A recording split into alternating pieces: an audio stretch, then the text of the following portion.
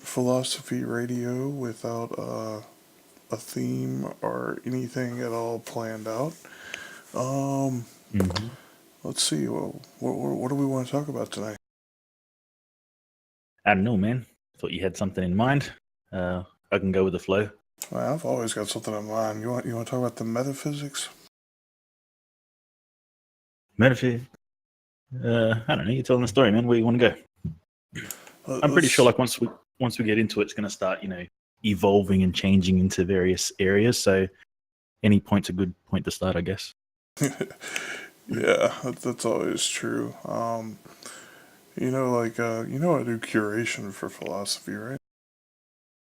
Yeah. So I was curating, like I want to say like a week or two back, and I don't know. Some of y'all know Shello. She like hides in the quiet room, and you gotta like kind of go find her. She was writing this awesome post about Plato's cave, and dude, like she completely explained it like I'm five, right? And like it just put Hmm. like a whole other spin on Plato's cave because I had to start thinking about like you know it doesn't matter if you knew the absolute truth of the universe, you would never be able to actually convey it to anyone else. Hmm. Yeah, I'm down with that. I mean, I think even like the simplest things that we experience can be ineffable at times. So, obviously expanding out to the grand scale of understanding the completeness of the universe would be ineffable times infinity taken to the depths of hell, and you're kind of close to where you would be, I guess, trying to explain the universe.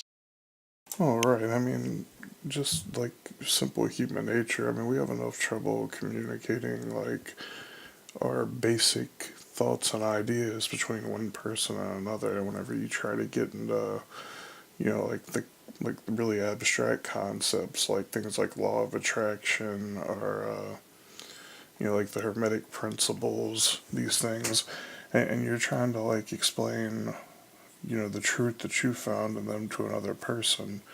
And I mean, like, human beings can't even get the same real understanding of something like whenever you tell somebody, like, I love you. And it's like people have, like, all these different ideas of what that actually means. And then once we start realizing, like, our own perspective of reality is just so entirely subjective. And Mm. that, just like me and you are having a conversation right now, like, I know what I'm saying. And I think me and you are pretty similar, on like a frequency level. Because like we usually Yeah. communicate pretty well, but I mean, still, there's gonna always be some disconnect between what you basically comprehend and understand from what I say and what I'm actually meaning. And then, like it just amplifies. Like, say, if you have the same conversation with another person and then they have the same conversation with another person, it's like all human communication is basically a big game of telephone like we used to play when we were kids. And then every time everything changes just a little bit and a little bit, and that's whenever I get into the area of thinking things like truth are really subjective. Hmm. Yeah, definitely. Well, this is one of the issues that we find when we're studying psychology or practicing psychology is that what we are essentially looking for is a subjective experience and trying to quantify it in some way or form, give it some kind of meaning that can be understood by others. Now, even though we can succeed in getting the general idea across, we can never truly understand what it's like to feel what others feel through the senses, because the senses, that's how we take in the information. So even though we can, you know, express what it is that we are looking at, it can never be exactly how it is felt by the other, if that makes any sense. Yeah, I mean, for sure. It's like two people in different buildings on a phone. We're both looking out the window and we both see a tree, but are we going to describe the same thing? Hmm. Uh, And this is it's, like, yeah, go go ahead. Yep. it's just interesting, like how even little things, like just the way we view the world, it can be so different from person to person. Yeah, that's it. Well, and you find this like in the simplest forms, you could see, say something like a piece of artwork, somebody likes it, somebody doesn't, or like a movie or music or something. It's so subjective, and there can be so many different like thought processes that go into it and create, like a thought, a feeling, an expression in one person, and something completely different in another. Oh man, whenever you said art and subjective, it just kind of like brought back a memory. I remember one time I was trying to, here's a funny story for everybody. I was trying to explain to some, girl why I thought she was beautiful, right? And she's like, I'm not Mm. beautiful. And I'm like, no, you gotta understand, like, beauty is basically like art. It's always going to be in the eye of the beholder. And if, what I find beautiful may not necessarily be what somebody else finds beautiful. Yeah, true that, man. True that. It's Well, just, it's always funny like that, it's so subjective. yeah. Well, I've got like an experience with which kind of like leans into that a little bit. When I was in high school, there was, you got your cliques in high school. You got the cool kids and the nerdy kids and the homies and the skegs, the surfies, that kind of thing. And, it's a popularity contest. And me and my mates, were hanging around talking some stuff. And, they're going through the girls that are hot in school and all that kind of stuff and, good looking. And the girls that these guys were sort of like saying, like, and like, look, okay, I understand that objectively there is beauty, right? You can say, this has, a particular kind of beauty to it, blah, blah, etc. There's the, objective side of things. But these people were so, I think the best word to put it, but they were just mean. They were like mean girls type of thing.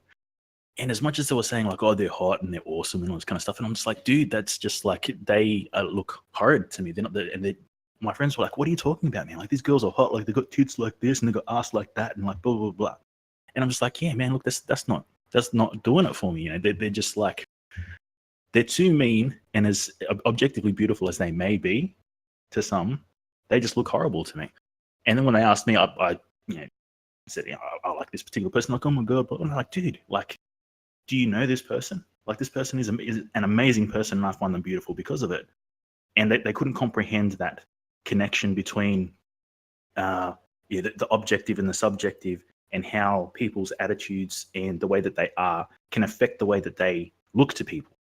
Does that make sense? Oh, entirely, man. I'm definitely a show me your soul, don't show me your tits kind of guy. Yeah, definitely. But I think a lot of the world like leans on this objective, Vanity Fair, or whatever the magazines are, tabloid magazines that tell you what beauty is. They kind of like lean on that, and they use that as their like yardstick to measure others. And I'm like, man, there's so much more to people than that. Yeah, I mean, I think people in general are just a lot more dynamic than any kind of labels and descriptors we try to put on people. And let's see, Rong Dong says the tits are the portal to the soul. Look, like I'm not knocking tits here, right? Like, I mean, I can appreciate a nice pair of tits just like anybody else, but I mean, I think whenever you get into is a person truly beautiful, I think it kind of goes a lot deeper than skin deep, at least from my perspective. Totally. Well, it's the thing, like Ron, right? Are you telling me that if you saw a perfectly nice, beautiful set of tits on someone that you absolutely hated, you would like there'd be no conflict there? And this is kind of like what I'm getting at. It's there's the objective side of things, the physical and those kinds of things. But what makes it attractive to you on something that is subjective like this is these little nuances, if you will, these little bits and pieces that make that what it is for you. Like I bet Ron Don is like just envisioning Hillary Clinton, but with like the most perfect, just like the most absolutely perfect pair of tits he can imagine, Yeah. and trying to figure out if he can, he can still work with that. Yeah, think about it, Classy. See? He's I, thinking about it. Hey man, look, I had to look at that Wicked Game chick with Cope's face on it. I mean, not Cope, your Cope, Sound waves. Soundwave's, yeah, with Soundwave's face on it, and I'm like, yeah, it's awkward, but oh, Toriko, see, Cope is this great musician. He makes all the music on the backfill. Oh man, come on. No, I don't. It was me. Okay, Shaggy. It was me. Yeah, Tell her it wasn't you. it was just funny because I was reading that post and like how do you? It's funny because like I feel like sometimes whenever I'm trying to like explain some of like these philosophical topics and like wormholes that I'm jumping through, that like sometimes it gets like a little convoluted and maybe like hard to explain. But I try not to focus on it too much because it's like I think that's all we can really do is like learn and embrace our own truth and put it out there, and whoever it really resonates with, that's who's gonna really be the one that needs to hear it anyway, right? Hmm, totally.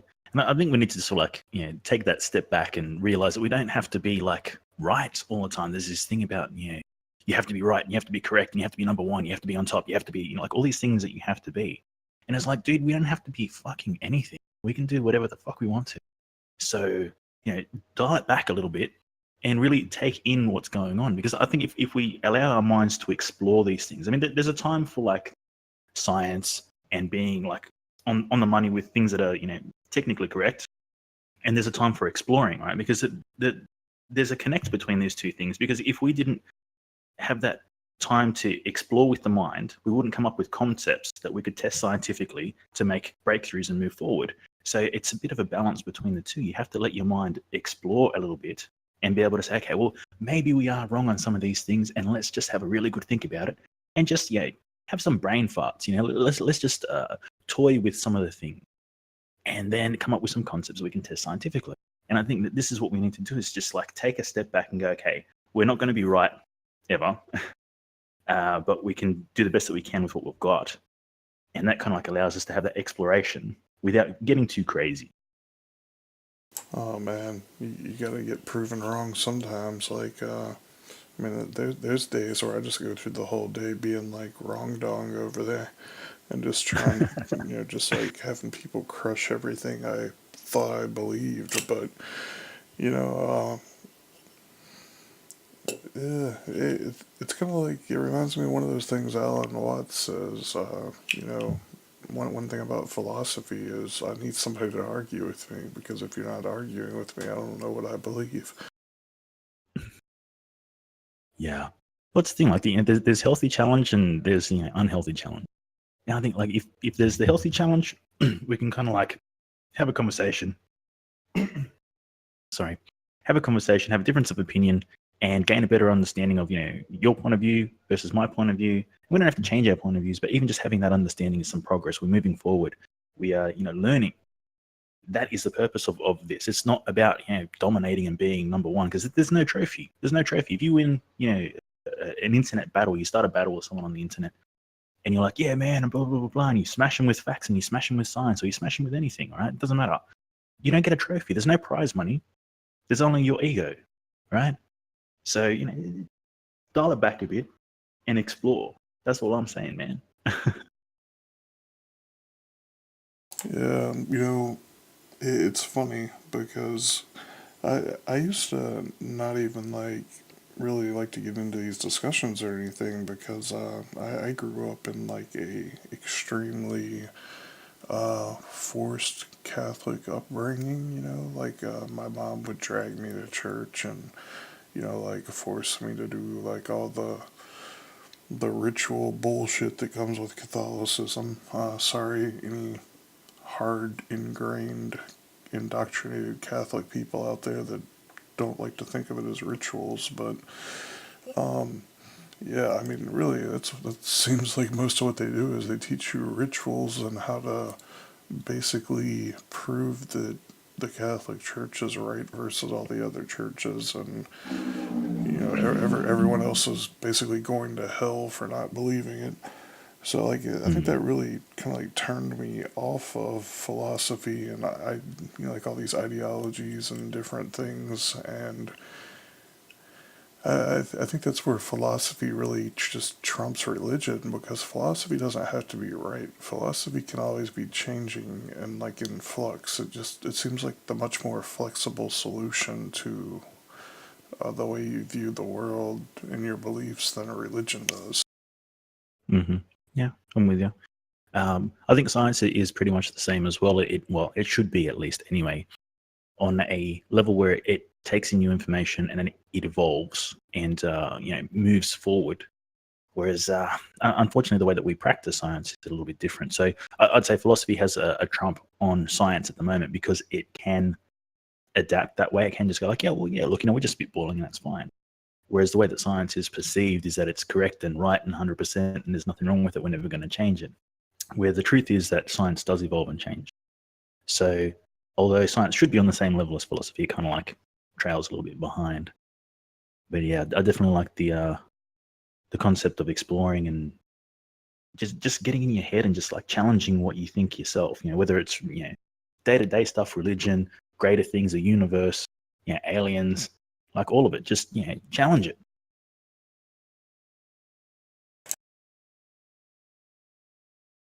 Yeah, see, I think philosophy kind of like takes that more collaborative approach, and I mean, I guess that's debatable in its own self. But just like what you're saying with challenging it, it's not challenging it in the sense that one has to be right and the other has to be wrong, but Yeah. it's more about challenging your own beliefs and trying to grow and expand. Yeah, and that's why I was like defining the difference between a positive challenging and negative challenging. Whereas like positive is growing and evolving and doesn't have to be right or wrong. Whereas like the negative form of challenging is like to dominate, to win, to put the other person down on the ground and put your foot on his back and throw your fist in the air and yell victory. That's like a negative challenge. And you ever hear like about the old Buddhist and like how basically have you ever heard of the concept of the noble silence? Mm, no, maybe you could explain it to us for me. Okay, so basically the noble silence is basically where you're content enough with your own existence that you don't really feel any need to explain it to anyone else, would be about the best way that I could relate it to how I understand it. So it's Okay. like, do you ever have those times where people are like, trying to like ask you things like, well, does God exist? And it's just like, does it matter? Mm, It's like, because, no matter how I answer that question, it's not going to really change what you do or don't believe. And it's not something that I think any of us could ever know beyond a personal level if we want to believe that there is, like some higher power or whatever. I mean, personally, like I'll tell you how I view the whole concept of God and deities in general is I view actually I kind of compare it to like love. Like I view it as a connective energy that runs between all people, and hmm basically all of our perspectives are a reflection of one higher consciousness, and that one higher consciousness is basically just like an infinitely fragmented mind, and that is my God concept, if that makes sense to you. Yeah, yeah, I'm feeling that. I think I touched on my concept of God as well last time we were chatting, but my concept is more based on like a frequency because everything exists on a frequency as far as we are aware, and it's just vibrational frequency. So my concept of God is essentially the the frequency that all the frequencies exist on, because it has to exist somewhere. That governing frequency, if you will, is my concept of God. And yeah, and this is what I mean. Yeah, I think that regardless of the concepts that already exist, when we say these things, like our concepts are similar but different, and we could very quickly dive into a competition of arguments and seeing whose concept is closer, etc. But like you were saying before, at the end of the day, like, prove it. How can we prove this? And even if we turned around and we said, let's just say something ridiculous. There's a puppy rabbit in the clouds that throws down cookies for everyone, and that is our version of God, right? Like, the thing is it's no more ridiculous, and I'm using air quotes here, no more ridiculous than any other concept of God that's out there at the moment. So what is the issue? What is the boggle, if you will? And that's why, like, bringing it back to what you were saying before about the what was it, the humble silence that you were saying, something along those lines. And I think the that's noble silence. There you go, the noble. And I think that's what it draws back to, that right there. You're comfortable with what you believe in. You don't have to, fight for it. You can discuss it, and you can have a conversation about it, and that concept can evolve. But it's not about getting into that fight specifically for winning. But we can have that discussion. You know what I mean? I definitely agree. It's funny because, like, as much as I don't identify with any religion, I love a lot of those, I guess, what you would call, like, anecdotes and stuff, like the old Buddhist ways of viewing things. It's like, for some reason, they seem to resonate with me a lot more than, I guess, like the stories from the Bible or, like other religious teachings. And I think a lot of that is because Buddhism in itself is basically an anti-religion, is how I view it. I mean, it's built around not. It's weird. It's basically the way they view, like, doctrine and text are basically that if you're an actual believer and like this is what you like at your core resonate with, there's no reason why you need a book to tell you what it is. So like they'll regularly burn their text and their scrolls, and basically everything is just like an oral tradition passed down from generation to generation. Now, of course, there are some text and things like that, but it's kind of like, once you grasp the basic concepts, there's no point in reading them, and there's no point in really trying to spread what they say. It's basically by your own lifestyle and how you choose to exist, you just pretty much embody it, and it kind of fascinates me. Yeah.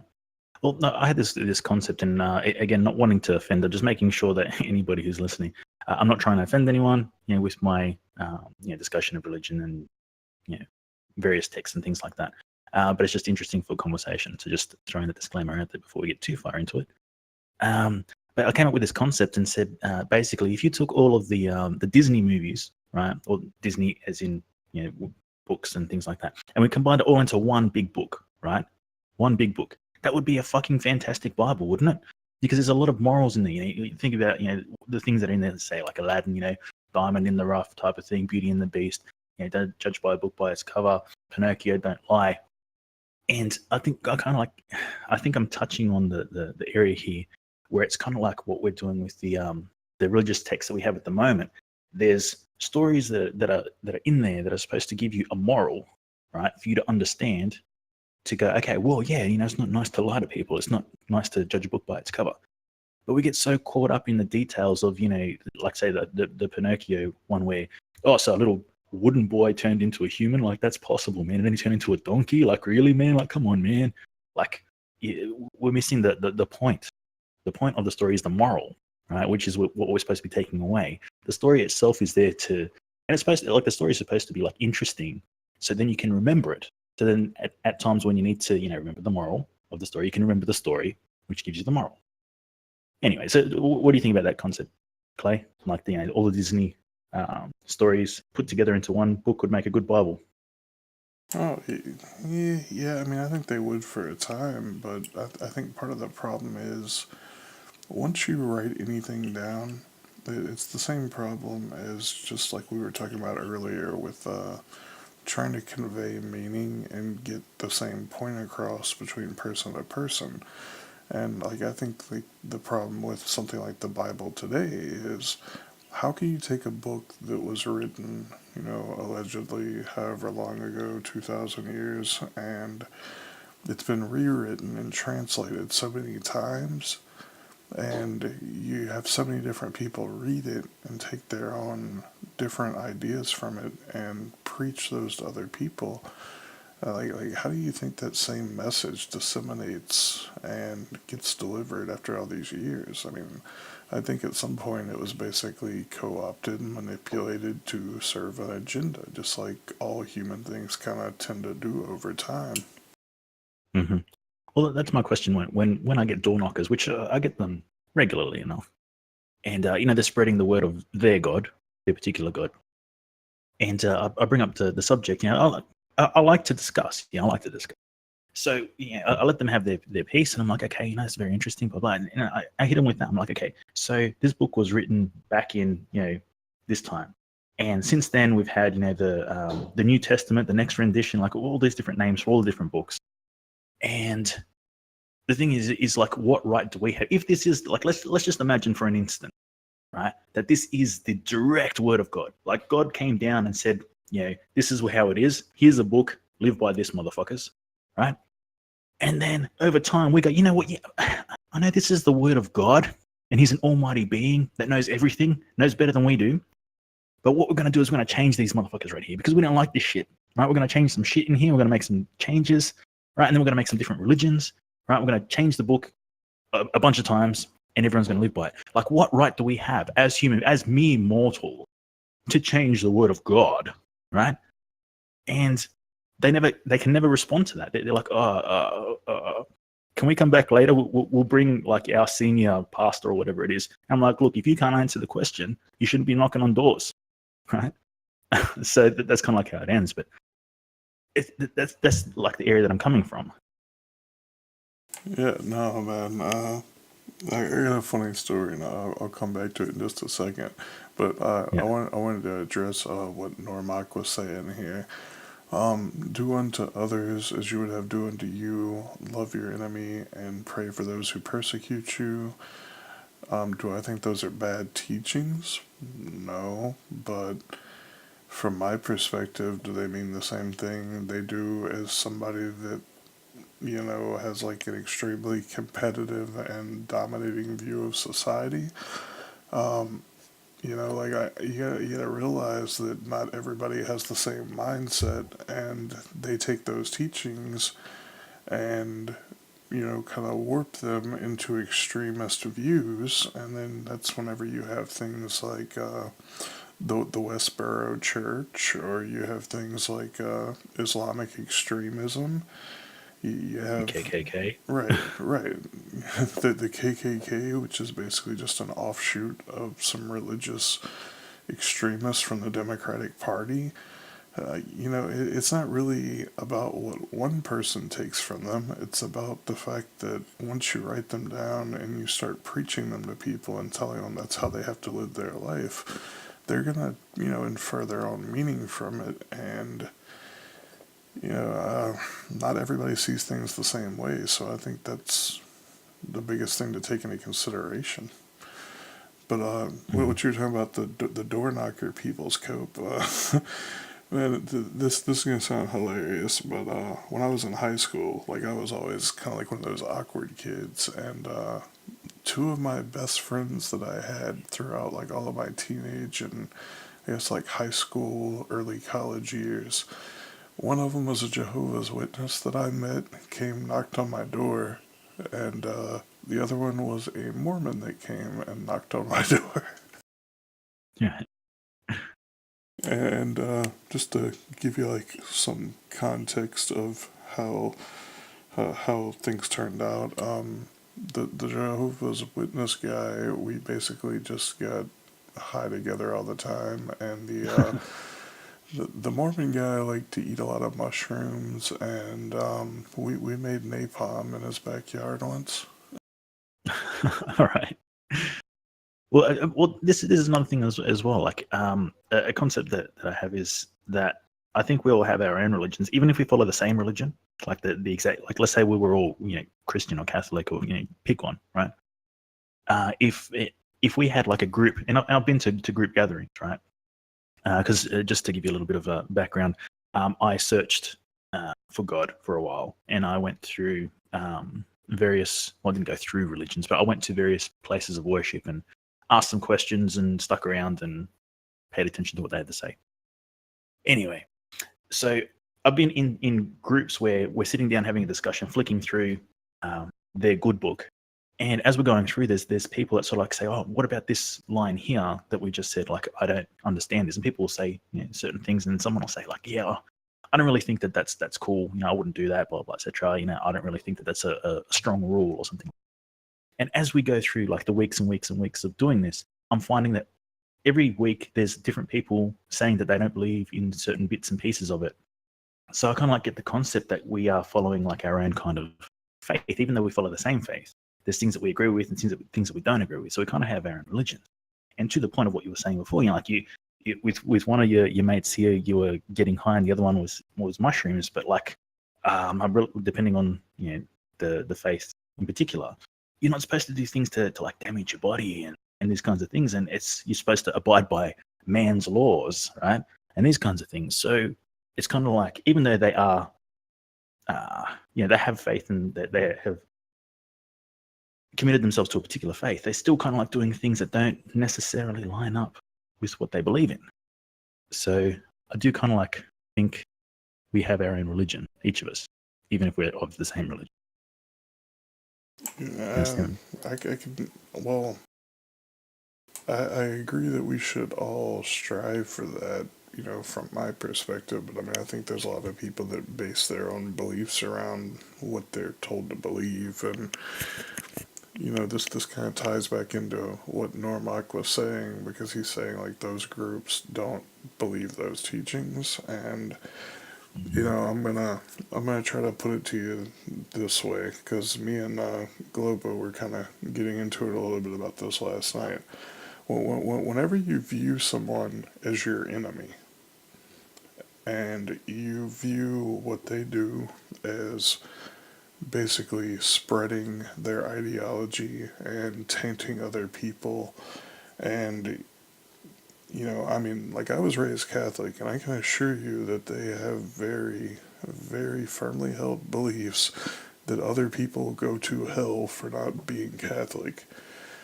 So whenever you start viewing other people as like your enemy, they're spreading counter, basically like counter teachings to what you believe, and that they're hurting other people by doing this because they're basically leading people to going to hell. That's whenever they can start seeing what they're doing by like hurting those people or killing those people. Like, they can view that as a compassionate way to interact with their enemies. And I'm not saying it's right. I'm just trying to like, give some perspective from the other side of the coin per se. But I mean, you gotta look at the same book that says, thou shalt not suffer a witch to live. These are the people that were burning heretics whenever Martin Luther was going around trying to translate the Bible into English and have people read it in a language that they can understand, so that they could start seeing some of these things as, I guess, like, you could call them idols or rituals, like things like, even like the body and the blood of Christ. I have read a lot of Jesus's actual alleged words that, can I say he wrote them for sure? No, but if he did write them, I don't think he was the type of guy that was standing around saying, "Yo, fam, look, this is my body, this is my blood. You need to eat and drink that shit. I mean, like it just it doesn't click with me.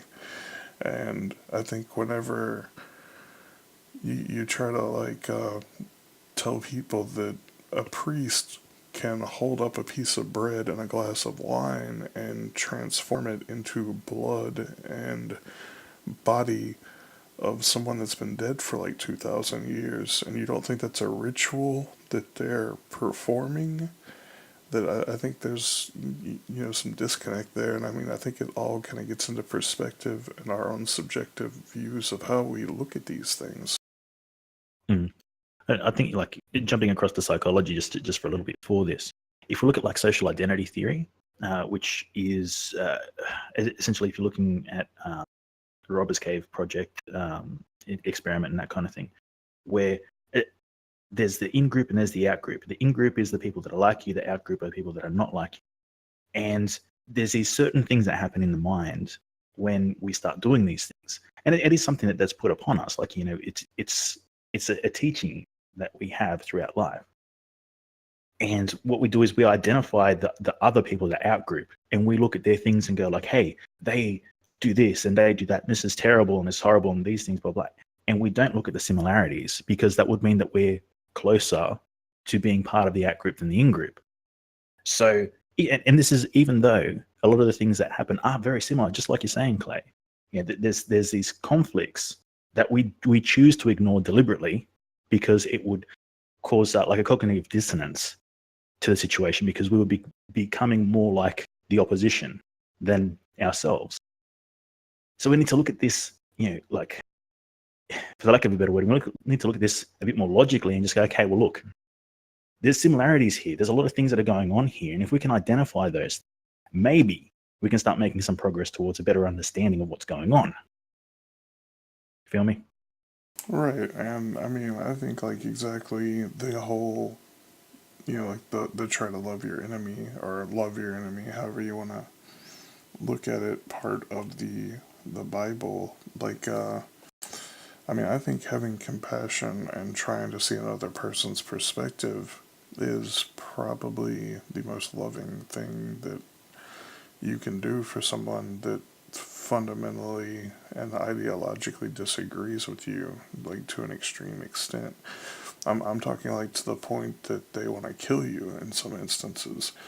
Now, I'm not saying you should allow them to kill you, and I'm not saying that you have to suffer for their beliefs or anything, but I think trying to see where they're coming from and at least understand it or have some kind of perspective on it is just a smart way to go about, existing. I mean, I don't think people are inherently bad, and just because they believe something that is drastically different than I do, I don't think that necessarily means that I need to view them as an enemy either. I think if we have a more collaborative view on existence, we try to work with people and find some kind of common ground and not necessarily snuff out their opinions. And I think a lot of that even comes from insecurity in our own beliefs too. And if we're clinging to these beliefs and we're worried when other people make us question them, or they bring up points that show flaws in our own logic and our own beliefs, that's not even really about them at that point. It's just really about we can't cope with the fact that some things are just beyond our own comprehension and understanding.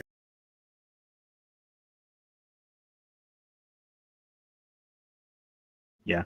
And I think if we look at things like, let's say like after like 9/11, right? That was a big thing. There was a lot of like religious hoo-ha attached to it. And we saw like a lot, and I mean like a lot, of bad shit coming out for and people who, sorry, for for Muslims just worldwide, that there was like issues that happened, and it was this this kind of like mental connection between terrorism and Muslim. And if you've ever been to a mosque, right, the people that go to mosque are not these extreme type of people. They're not like, trying to bomb things and that kind of stuff. They're just people of faith that are trying to, practice their faith and do their thing. But we have attached this stigma, if you will, to them. And this is what happened. This is the human condition. I guess what I'm getting at is it's the human condition that fucks with shit, right? Regardless of whether it's religion or police, politics, anything. It may be a nice enough system on paper, but it's the human element that corrupts it. And if we observe that and take that into account, then maybe we can start looking at things a little bit clearer. Right. And, we can see, like, right now going on in chat, we have Graylin and Normag talking about a teaching from the Quran. And, what Graylin's saying here is that it's translated from Arabic. So, even in the act of translating something, we're changing the meaning. And I think that's kind of why I'm not really 100% for the idea of having like a collective Bible of, like all these different faiths and religions. I mean, is it inherently bad to try to pass on knowledge and wisdom to another generation? No, but who's to say in 2,000 years what your words are going to mean when it's been translated into languages that don't even exist yet? Yeah, totally. And the thing is, we can't even make sense of the language that we have right now. Like I think it was last week I was discussing the difference, scientific term here, of scientifically proven versus scientifically proven, which is both the same thing, right? You're saying the same thing, but when science was put together, the term proven was actually used as tested. Like to prove something is to test it. So there was a saying that I used as well, and I'm probably going to butcher it because I haven't thought of it. It's the exception that proves the rule. That's it. The exception that proves the rule. How can an exception prove it? Right? As in like proof, evidence. Right? It doesn't. The term is used to be tested. Right? Yet when people like discuss science now, when they say it's proven by science, what they mean by proven by science means that there is no way to argue against it because science has made sure that it is set in stone that this is how it is. And we can see the difference between proven and proven, right? And this is right here and now. It's difficult for people to have that concept now. So imagine translating to a different language, right? And trying to keep the meaning intact. It's so difficult. Well, I think it's interesting that they use the word spelling to describe how we write words. Because if you think about spelling in like the mystical, magical sense, it's basically about casting a spell, right? Like it's about changing something or doing something mystical and magical. So I think whenever we're spelling words, and I mean that in the sense of translating things from one language to another language, or even one person to another person, we're essentially putting so much inferred meaning and beliefs into these words that it kind of is putting like a piece of our own energy and intention out there into the universe. So I think that's why, like so many things, like whenever we look into like the concept of law of attraction, if I put out words that I'm, like intentionally trying to trick people and intentionally trying to do harm with, for example, I think like that's a way to get, you know, tricked and harm brought back to our own self. Or even when we say like something completely stupid or that doesn't really make sense, but we say it with compassion and empathy for another person, I think that still resonates even beyond the actual words that we're saying. I mean, I think it's about the energy that we put out, and I think there's like ways to say things where even if the actual understanding of what the words mean doesn't translate from one person to another, the meaning still comes across. Like, does that make sense to you? Yeah, yeah, I'm down with it. I think you can see the if you look into the way that President Obama, there was like a lot of people that did dissecting of his speeches, right? And even just the main thing that I took away from his speeches and sort of like the analysis of the discourse was more along the lines of the way that he spoke and the way that he came across. And like, oh, I'm not going to probably not going to be able to do it properly, but he'd start like speaking really low and short sentences and getting a little bit higher every time he spoke and getting to a point where it's so high that you know that you have to react, and then he hits you with this like boom like line, right? For whatever he's trying to push onto you. And when he hits that really high bit, you know that you're supposed to come in because he hits you with the heavy duty and then he pulls back. And then the crowd goes wild, because they know that's their cue to step in with the cheers. And this is what I mean, like, if we can be this easily manipulated, right, without understanding what's going on, we really need to have a really good look at it and see what it is that's being expressed to us. And do we really believe it? Like, do we really like have faith in what's being said? Or are we just sort of like being manipulated psychologically by design for a purpose, for an agenda? Or is it that we really actually believe it? It's an interesting question. Yeah, I mean, it's definitely an interesting idea, you know, like the whole concept that an orator, just by how they speak and how they communicate, can get people believing their ideologies that are actually drastically something that they would probably be opposed to, or that Mhm. they wouldn't believe or come to that conclusion on their own. And it's definitely interesting. Like, is it brainwashing in a sense? Is it manipulation, like you're saying? I mean, I think to some extent it can be. Oh, I would say that psychologically speaking, it is definitely manipulation. And there's a lot of data that you can find in regards to like doing this. Like if you would have heard of like mentalists, right? Like people that do like these crazy like mind tricks and stuff to people. And there's a TV show about it too, The Mentalist. This is like the foundation of what that kind of stuff is built on. It's like looking at human nature and the wants and needs and desires, being able to pick up on body language and people's facial expressions, micro expressions, and taking in all this data to concoct something to give an experience. Now, with a mentalist, obviously he's just trying to amaze you with some crazy, like, oh my God, you got in my head. How did you do that kind of thing? Right. That's awesome. It's a great trick, great party trick.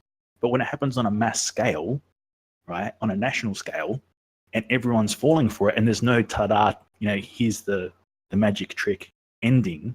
It's just kind of like happening. It's definitely a different bag of beans when you look at it that way. Agreed.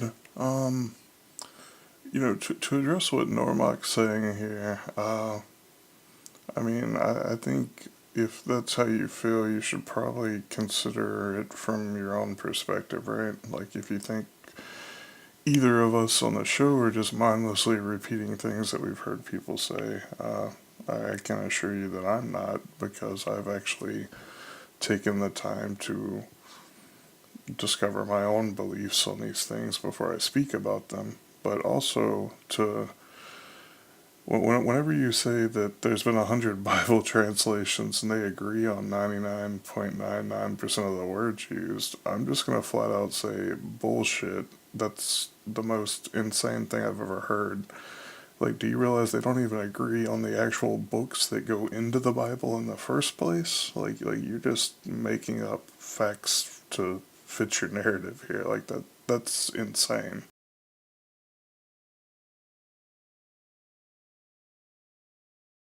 Well, as far as like my research and that kind of mostly, like I said, I've been to various places of faith.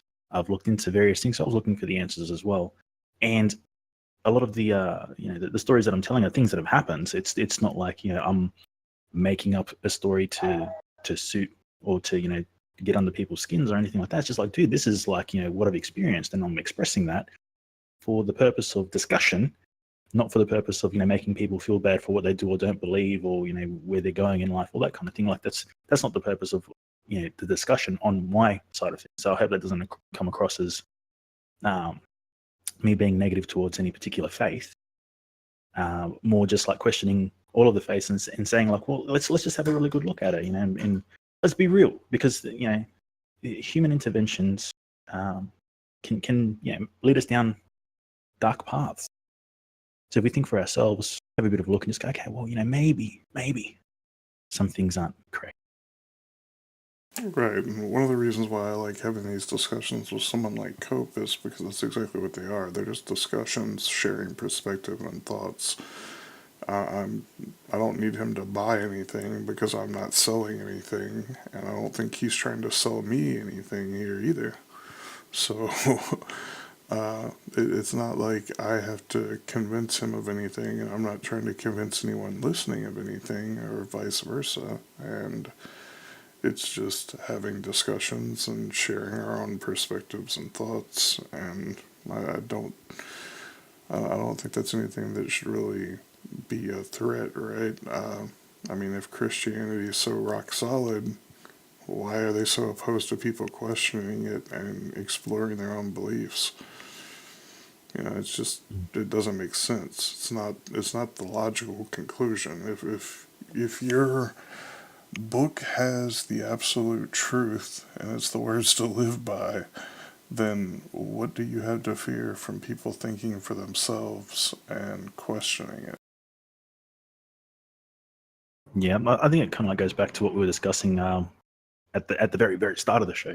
Where there's different types of challenging. There's negative challenging where it's like domineering and smashing you in the face and being victorious. I win, you lose, sucker, type of thing. And there's positive challenge where it's kind of like, well, look, let's just explore it and just see what's there and see if we can like make a bit more sense out of it, so we all have a bit of progress here. And I think that that's what we're trying to do here. Right. I mean, I think a lot of the human experience is about not being so attached and fixated on our own beliefs. Because I think, like, even if you look at the teachings of, thou shalt not have false idols, for example, right? Like, I think false idols can actually be those teachings that, like, you hold so literally and are so attached to that you're afraid to question them, or think that they're beyond human error, for example. Then, I mean, I think those in their own sense can become false idols of their own being. you know I think a lot of the problems we have as humans with communication is that meaning is always implied and inferred. It's never directly given, and there is no one-to-one exact ratio for communication. Like, even whenever you say something that seems pretty simple and straightforward, like if you tell someone I love you or I hate you, like I think most of us get that one of those is a positive and one of those is a negative view of another person. But then what about those people? Well, I mean, overlooking the whole fact that love and hate are both extremely subjective, and we all probably have different views of what they mean and how we feel them. What Hmm. about those people that you love and hate? Like, I mean, you can definitely feel both things for a person. So I think if we can accept that meaning and our understanding is all subjective, and whenever we put words on paper or we project them at another person, that we're putting our own meaning and our own intentions behind them, that it can be pretty easy to see how human involvement just in its very nature, automatically corrupts everything from a communication standpoint, because it all has an agenda. It's all basically got a underlying intention to it. Like, you don't say something for no reason at all, or if you do, then it's probably not randomly put into a book and preached to millions of people. I mean, I don't think. Hopefully, things just randomly said for no reason aren't reasons to go and kill other people. And if they are, then, well, I guess it is what it is. But I mean, that's not how I live my life. Mm, yeah, and then that's the other thing as well. Like, you were saying that some of the faiths, weren't written down, or they uh, burn their writings every now and then. And it just seems that it doesn't matter which way you work it. There's always going to be issues, because one of the things that I discovered with when I was studying Islam was that, to start off with, the Muslims were basically not allowed to practice their faith. So it was like illegal; they could be killed and these kinds of things. So for the longest time, the Quran was actually spoken, passed on spoken word from person to person. And I'm like, is that really better? Because this was presented to me as something that was unique and beneficial for this particular faith, when it was being expressed to me that this was the one true faith, etc. And I'm like, yeah, but is it? But is it? Because the thing is, if Papa Dogs is telling his little son about something, regarding the faith, and the little ones, being really trying and pushing, and like, we need the little one to go to bed at this time, but he keeps going around it. So what I'm going to do is, as I'm telling him the story of our faith, I will just insert this little bit here that says that if little boys don't go to bed on time, then they're going to be in trouble, or they're going to they get one step closer to hell, or something like that, just to make that happen, right? And this is what I mean. Like, the manipulation is just so easy.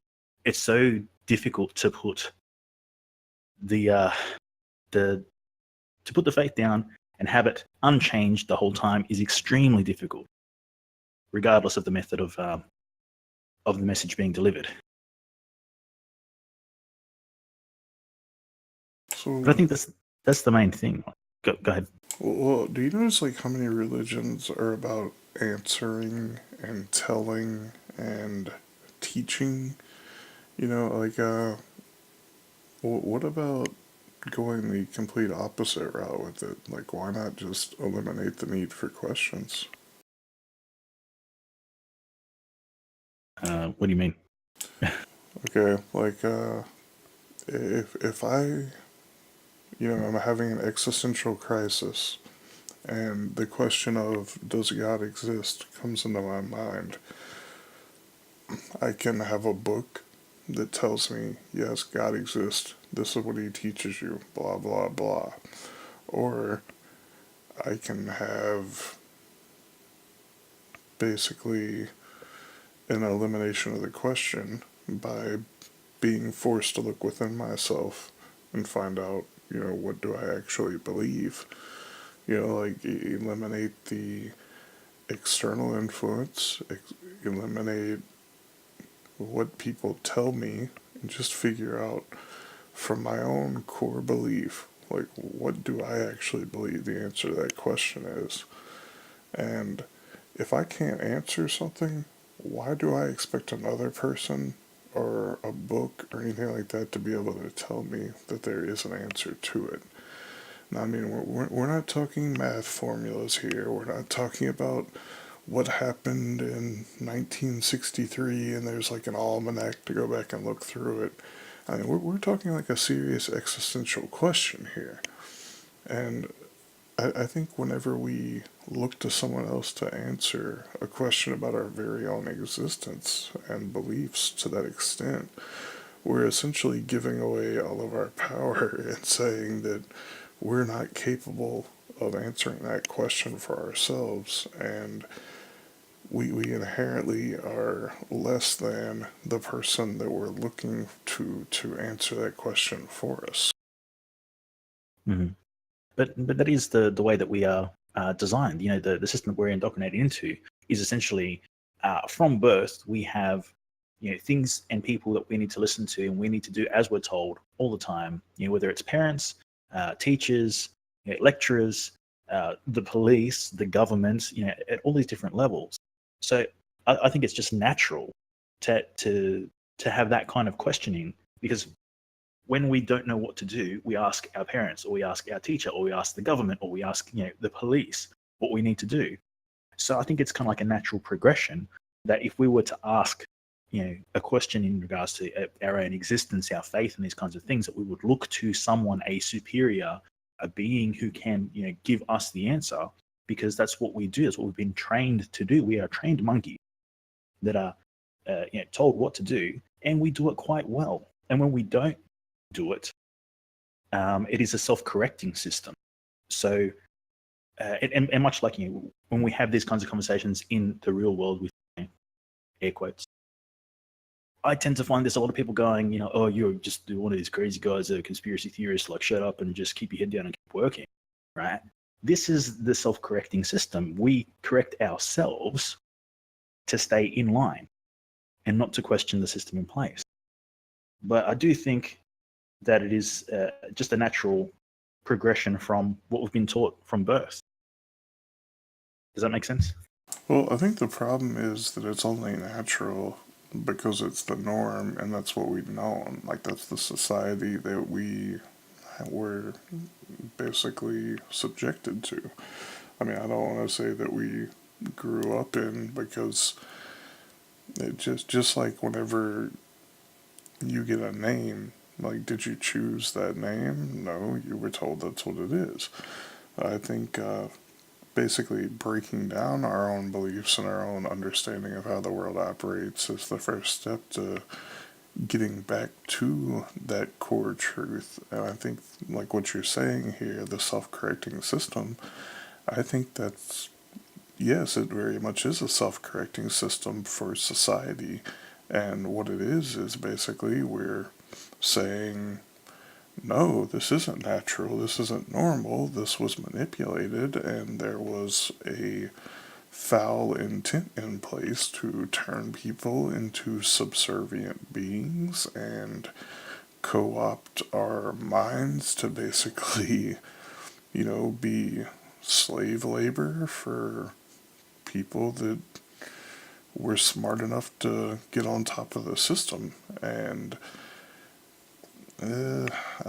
like that's how I view it. I mean, if we are the virus in the system, then I guess our function is to destroy the old way. And I don't view what I do as destruction, but I guess from the other perspective, it very much is. Like, I'm an advocate for shunning and stepping outside of the system and becoming independent and not reliant on a government or a religion to tell me what I believe and how to exist. So if there is a self-correcting system, then yeah, I mean, I very much think that these kind of conversations and people like us are that self-correcting system. Yeah. But I think it comes down to, reaching that tipping point. And we've had this discussion a few times where it's like there's like a particular resistance, there's a change of concept, a change of design. And through that process, there's going to be resistance. There's going to be people saying that it's blasphemous, unscientific, and incorrect to think that way, to do those things. But over time, as we test the system, we prove the system, if you will, and people start seeing that the newer way is better than the older way, and we start having that paradigm shift, and things start evolving the way that they should, and then this strange concept becomes the norm, the social norm. Then that will be the shift that we're looking for. But it doesn't stop there; it just continues going. So we're going to create a new system, create a new way of being, and there's going to be problems in it too. I don't think there's going to be a perfect system ever. it's just going to be improvement on system after system after system until we get to like a pretty fucking good one, and it just becomes harder and harder to change it. But again, what I'm describing there is just the Kuhnian cycle, which I do tend to carry on about a bit. But I will look up that diagram again and post it for those that are watching, listening. Just going to bring it up. But yeah, you on the same page, Clay, with what I'm saying? Yeah, definitely. And to kind of like tie back into something I was talking about earlier about how words and, like orators are spelling by putting intentions behind what they're saying. I mean, I think even you could look at something like conversations like this and basically like contradicting philosophies as maybe dispelling the illusions that some of those other words painted. Like, for example, you have insurance companies that sell you an illusion of security, right? Well, Yeah. hey, good luck proving to me how an insurance company is going to give me any kind of security when I know and see plenty of examples about how they operate like shady, money hungry, greedy corporate, assholes that don't care about actual human beings.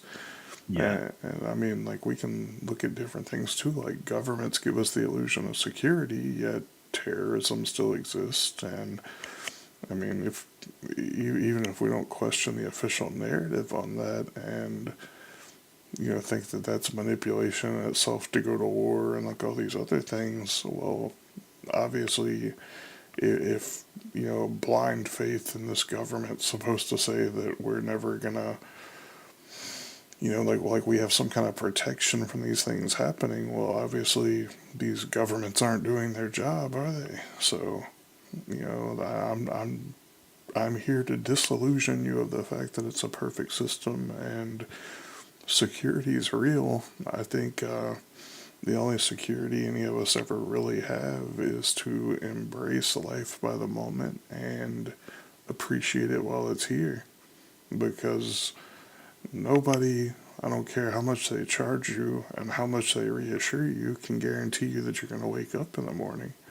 And there's people that'll sell you the illusion that they have some kind of control or influence over that fact, but I think that's our own denial and need to try to control the universe. And my experience is we have absolutely no control over the universe, and we just like to convince ourselves that we do. Yeah. The only thing we really have limited control over is ourselves. And again, that's limited control because there's a lot of things that we think we have control of, but we don't. And there's things that we do have a little bit of control of, and that's what we need to be looking at, what we can control ourselves, have the ability to interact with. But going back to what you were saying before with the illusion of security and things like that, and you mentioned the insurance company, and struck a chord with me because I'm definitely going through issues with insurance at the moment. And yeah, the thing is with the insurance business model is what you do with the insurance is you pay for something that may happen, a terrible thing that may happen, whether it's a car accident or house getting burnt or blown up or caught on fire, those kinds of things. So you pay a lot of money every year to have these things just in case it does happen, that the insurance company will step in and help you out. Then when it does happen, that terrible thing does happen, the insurance tries to do what they can to get out of paying for it, whether it's hiring private investigators to make sure that whether it's you're injured or they get a specialist in to have a look at the damage on the vehicle to try and say that you did it yourself with a crowbar as opposed to having a car park, someone ran into you in a car park or something like that. And again, all these different things that they do to try and get out of paying what they're supposed to pay, that you pay for every single year to have this insurance. And they do everything that they can to get out of it. And these are the kind of systems that we're talking about that are just there to take you for a ride, take your money, and essentially just treat you like crap for something that you're supposed to be paying for, and it's not very nice. It's not very nice. Well, But there no. is better I way. mean, you gotta think about it from a business standpoint. Like, it doesn't make logical sense that they pay out every time. And, from a business standpoint, I need you to buy something. So, what I'm gonna do is put on the illusion of compassion and tell you that I'm trying to sell you this because I care. And, when the worst things that you can imagine happen, I want you to know that I'm going to be there and I'm going to take care of it. But whenever you put that in the frame of a business that is for profit, and they're like by the very nature of it being a business and for profit, you have to accept that their goal is to sell you on that illusion that they are compassionate and they care and they want you to be part of their family, right? Like they don't want you as a customer. No, no, no. They're a good friend, and the money thing, that's just to cover the cost because they're gonna be there for you whenever it happens. But what you find out is that's the illusion that you buy into, and then whatever the worst case scenario actually happens is you get the business face. And how a business operates is their intention and their entire purpose is to not pay out on that promise that they sold you. Yeah. And this is a globally accepted business. Like this is how these corporations operate. They sell you the lie, but they really don't care about you, and like their intention is to actually be a fucking leech and suck the fucking life out of you, and that is how they operate. The way they suck the life out of you is make you go and work and buy into all this shit that you think is going to give you some kind of illusion that you are secure and nothing bad can happen. But that's not the way the world works. And I think like once we step back from that and we can start looking at these things maybe like more analytically and realize that they're not bad people for doing it. Well, I mean, I guess that's perspective anyway. Yeah. Personally, I think insurance companies are some of the most despicable motherfuckers that have ever existed in the history of human beings. But I think if we can look at it as they're basically gaming the system, the same as other people game the system, just their way of doing it is very predatory, and they kind of have a monopoly on the illusion of security. So people want security, they go to the people that claim that they can sell it to them. Um, that's my perspective on it anyway. But just like with Cope, I know you had a bad experience with them, and this is something I don't talk about a lot. But previously, I mean, I was working at a children's hospital, and just seeing like children come in and not be able to get health care because they don't have insurance, seeing the way these hospitals operate, where if you show up at, and I assure you, it's illegal to show up at an emergency room and get turned away, but they still do it. What they do is here's an example. One of the biggest hospitals that, I'm not going to get into naming names because I'll probably just get sued, but one of the biggest hospitals in the area around where I live, they would put people out front for whenever you drive up having an emergency situation, and they would ask you like a couple of questions, like do you have insurance, what's going on, blah blah blah. I mean, if you're not like falling out of the car bleeding out in front of them, you're not going in that hospital if you don't have insurance, and that's how they operate. That's how they make their money. And Mhm. I can tell you, like, even working in the children's hospital, you can die, or your kid can die in the lobby while they basically bullshit over paperwork for a couple of hours. And don't think that these people will have a second thought about it. They really won't. Yeah. Well, and that's the thing. Like they will hide behind the guys. I'm just doing my job. Yeah. And that's another thing that I find like difficult to swallow is the fact that for a job, someone will let these kinds of things happen and be cool with it. And it kind of like relates to, we had a discussion about Milgram's experiments and those kinds of things. And the purpose um, of looking at the Milgram experiment was uh, kind of questioning if officers in Nazi Germany should be held accountable for the horrible things that happened, and looking at the excuse of basically like, oh, well, I was told to do it. And it does kind of like reign true that if the people who are doing a particular job are told by their superior to do something, they'll do it, and they palm off that responsibility away to the superior. So essentially, if in the situation that you're talking about, Clay, if a child did pass away while all the paperwork was being done, all that kind of stuff, and it was something that was done deliberately, so they're like, okay, look, we can't really take this person in. Let's just make the paperwork last for a long time, and hopefully the situation goes away. Let's just imagine that was what they were doing. Right. Like nobody said I want a baby to die in the lobby. What they said is we want this problem to go away. Yeah. And when that does happen, the person that is in charge of, orchestrating this taking a long time, if they, got taken to court or whatever it is, it started going through, they could turn around and say, oh, but look, this is the procedure, and my manager told me to do it, and if I didn't do it, I could have lost my job, and that's okay. That's fine. That's not really acceptable for me.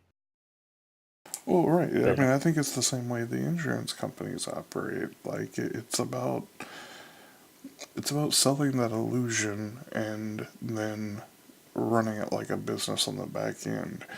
I mean, I worked in management for years, and I can assure you that while the things that companies will tell you, and whenever you escalate your issues or concerns to a manager, they'll come out and I mean, we've all seen this. Oh well, they're just a lowly employee. They don't really know anything, so of course we'll take care of this. Blah blah blah. Like whatever. I mean that's actually part of the system, is that managers have to hit unrealistic goals that inherently take compassion out of the system, right? Like obviously, if you ask anybody, do you want to see a baby die today? I mean, I think most people are going to say no. But if you change the question to, do you want to get a bonus at the end of the year? I think most people are going to say, well, yeah, I want to get a bonus at the end of the year. Okay, well, here's how you have to do it.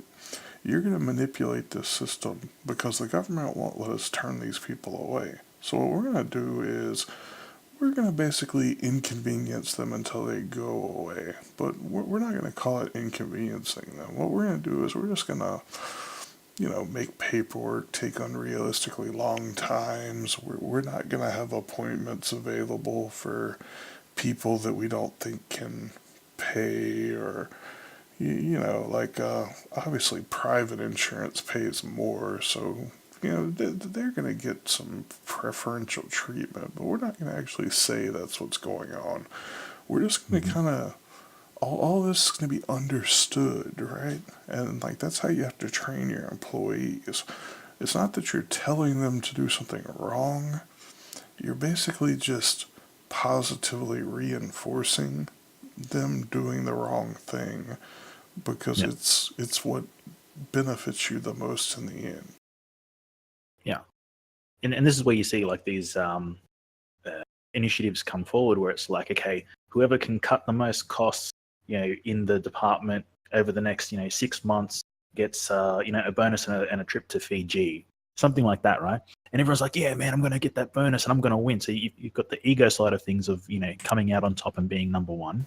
You've also got the prize that's there, and all of this completely detracts from the fact that what these people are doing to actually achieve these goals is fucking people over that are genuinely, suffering for some, some reason, whether it's, they've had a car accident, they've had an injury, their house has burnt down, whatever it is, whatever, the purpose of the insurance is.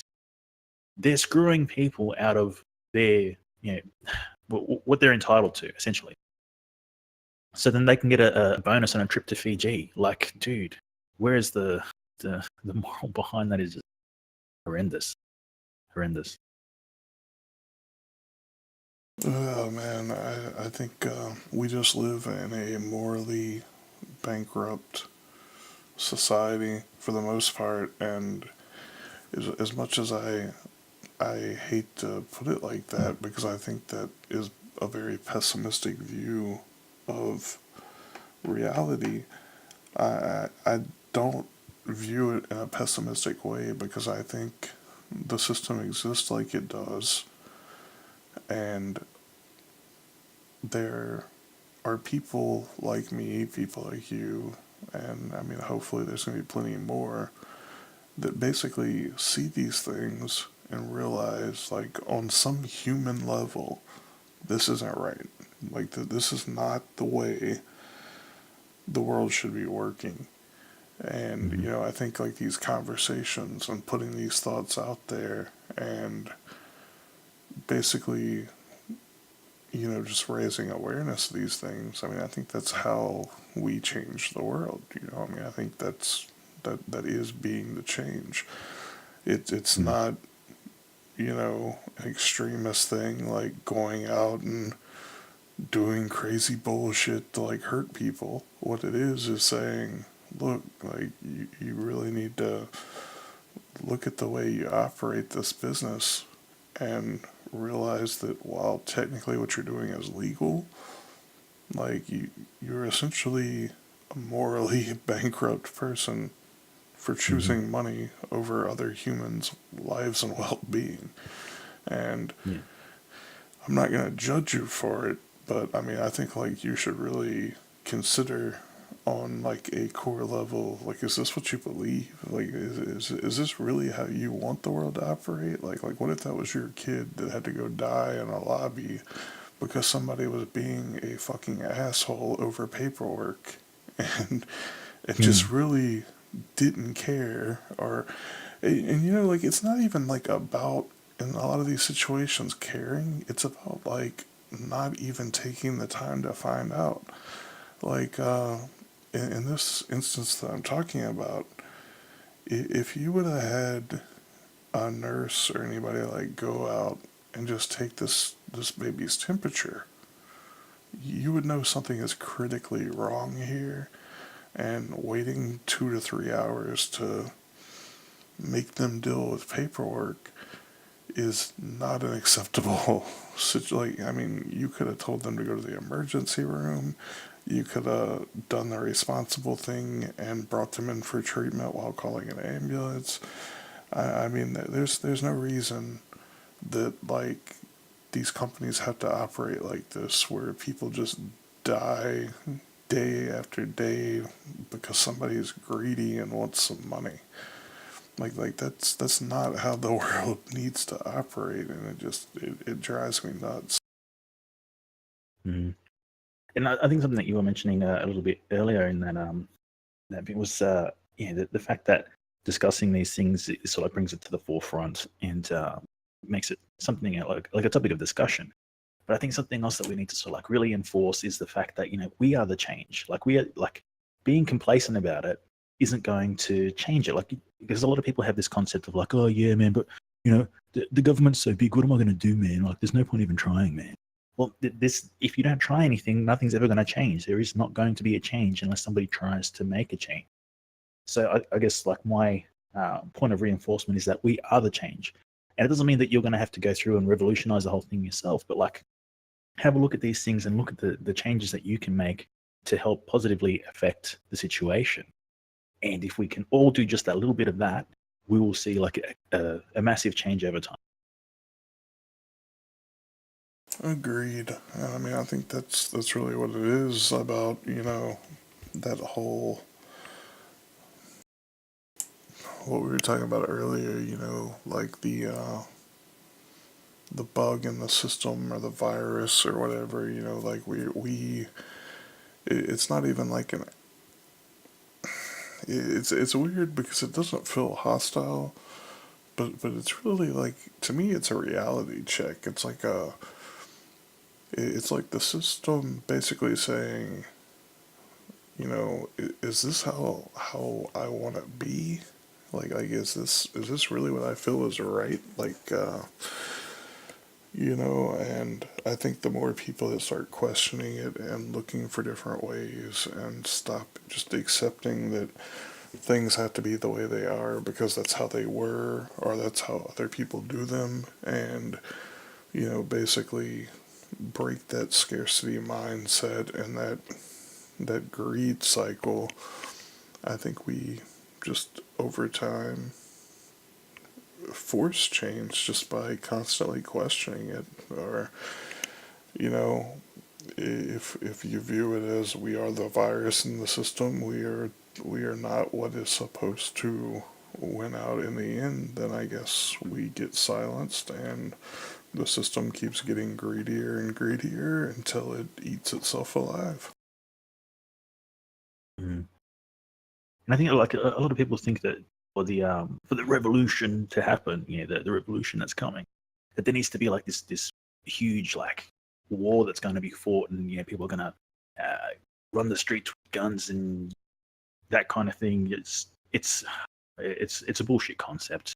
But that's not what we need for the revolution. We need for people to think, have empathy, compassion, and understanding, to learn about things, not just stick in that same one mindset. From that the suburb that you grew up in, everybody thinks the same, and never looking beyond that concept, not challenging yourself. These are the things that we need to do to evolve and to create this change. I'm just going to throw this meme up in the chat there, and I think this kind of like embodies what I'm trying to get at. I'm doing quite a poor job of expressing that at the moment, but this covers it a little bit better. This is what we're aiming for here. It's not about violence. It's not about running the streets and anarchy as far as what most people think anarchy. It's more about the realistic view of what anarchy really is, which is self-governance and understanding, empathy, compassion, and understanding, and like genuine caring for people. Because when I walk the streets now, it's just I see a bunch of people not giving a shit about other people for so many different things. People pushing past each other because they're going to be like 5 minutes late for work, or telling each other off because one person stole another person's cab. This kind of shit is like, dude, this is not what we're meant for. We're meant for much greater things than this. And if we just apply ourselves, have these genuine thoughts, authenticity, compassion, empathy, understanding, we can move towards this. We just have to take that step and make that change, because we are that change. We have to be that change. It's not going to happen for us. The government's not going to do it for us. We have to do it. Agreed. I think we're at a great point to just wrap it up for the night. I'm kind of getting tired, but yeah, I mean, All good, man. All good. I think we had some great discussion for sure, especially just for a random pirate cast with no topic and kind of no planning or anything. I mean, I think this turned out pretty awesome. Yeah, man. It's usually the best way. It grows, it evolves, and goes in the direction it's going to go. It's a good way to do it, man. Cool. Well, thanks for joining me, man. And I guess next week I gotta figure out what my topic and everything will be. It's always great having you come on too. So, oh man, yeah. I gotta go get some sleep. I'm kind of getting spacey, but definitely thanks for joining me, man. And it was a great show. Cool. Well, thanks for having me, and thanks for everyone that stuck around and listened to me ramble and stuff, and listen to us conversate. Once again, mad time chatting with you, Clay, always is.